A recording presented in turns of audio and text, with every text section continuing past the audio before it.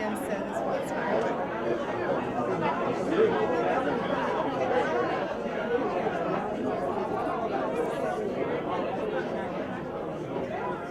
And all of the proceeds go to the AHA Scholarship Fund.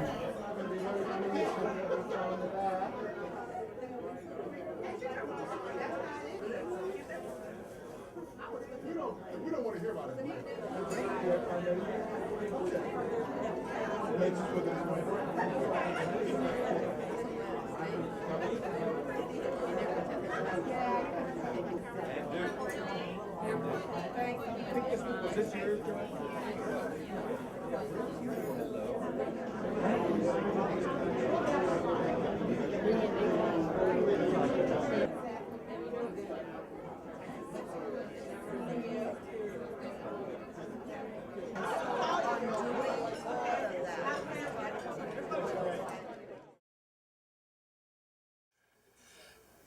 I'm Sam Massell. I used to be somebody. I now spend all my time in Buckhead, but I'll come downtown as long as it doesn't cost me anything. And when John Sugg gave me the opportunity to come tonight and bring greetings, I was pleased to grab that opportunity. Atlanta is very proud of people like you who are interested in housing and involved in housing, and it's a very important part, of course, of our life. We're proud that we were the first to get into public housing and the first to get out of it, it looks like. Incidentally, I'll give you an anecdote. Back in 1961, when I was running for president of the Board of Aldermen, I was a lot younger, and I looked even younger than that. And I needed some gray hair on television to endorse me. And Charles Palmer, who did the Techwood Homes and with President Roosevelt and other work in Atlanta, went on television to endorse me. So sometimes it takes that combination, that partnership that pulled it off. But today I particularly want to introduce our leader in the housing arena, and that's Renee Glover, who joined the Atlanta Housing Authority as its CEO in 1994. Since that time, she's been widely acknowledged for her business leadership and strategic approach to community redevelopment.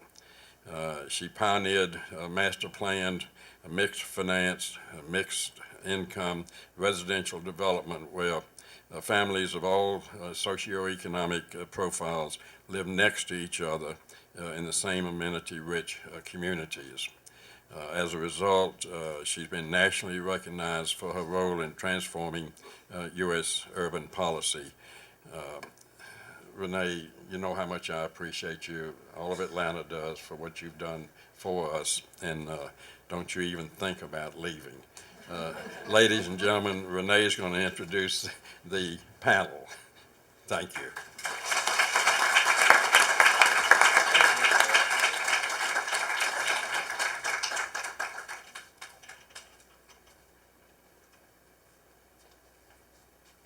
Well, as Sam Massell, the Mayor of Buckhead, is leaving, we want to just thank him for his leadership that even continues today, and was one of the great mayors of the city of Atlanta. And we have been so blessed with great leadership in this city. And Sam Massell is certainly part of that tradition, and he's done some incredibly wonderful things and incredible visionary things. So we want to thank you, and let's give him a round of applause before he leaves.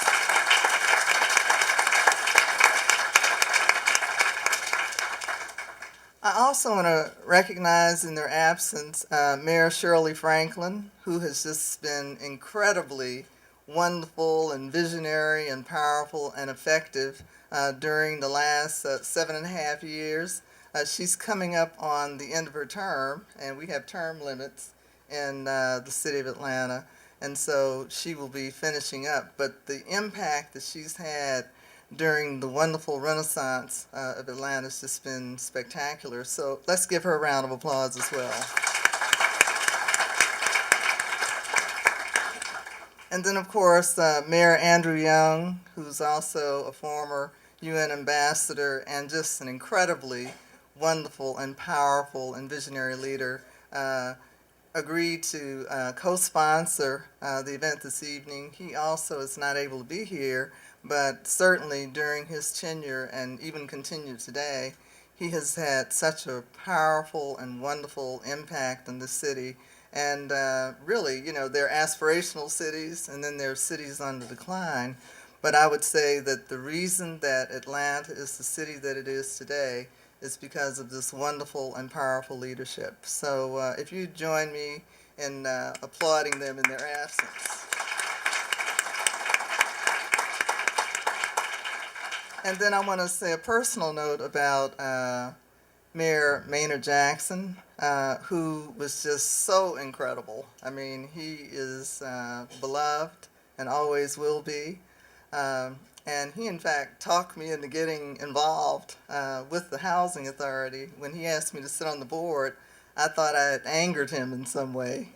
But it's turned out to be such a great blessing. And, of course, Maynard left such a tremendous legacy for this city and for the nation. We all treasure him and miss him, and he's had such a tremendous impact.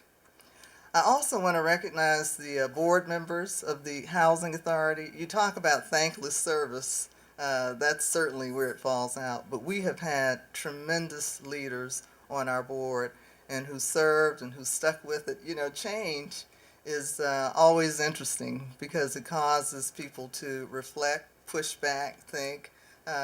It's not a whole lot different than the current healthcare debate that's going on right now when we in 1994 said we wanted to change dramatically the way affordable housing would be delivered. You know, people came out and said, well, you know, not so fast. But the board members have stuck with us. And I want to mention them by name. Cecil Phillips, who's the chair of our board, and he has stuck with us for as long as I've been head of the Housing Authority, and he's just done tremendous service. Elder James Brown, who's the vice chair of the board, Eva Davis, who is a visionary in and of her own right and was very involved and instrumental with the Villages at East Lake revitalization. Carol Jackson, who could not be here this evening, great leader, Justine Boyd, and Pauline Morgan White. And I cannot tell you how great they have been in terms of providing leadership, guidance, and counsel.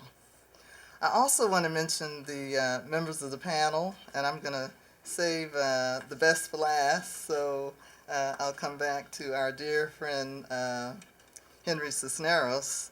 But these folks are really the core of what I call my kitchen cabinet, and they also, and probably more importantly, are some of my closest and dearest friends. And we've been working at this effort really for almost 15 years and counting. First is Egbert Perry, who is a brilliant visionary and dedicated professional, and he is the founder and chairman and CEO of the Integral Group, and they have done some incredible work all across the country. But working with Egbert and his team, we developed the model, the financial model for creating mixed-use, mixed-income communities. And Centennial Place was the first transaction to close a mixed-income community with public housing as a component.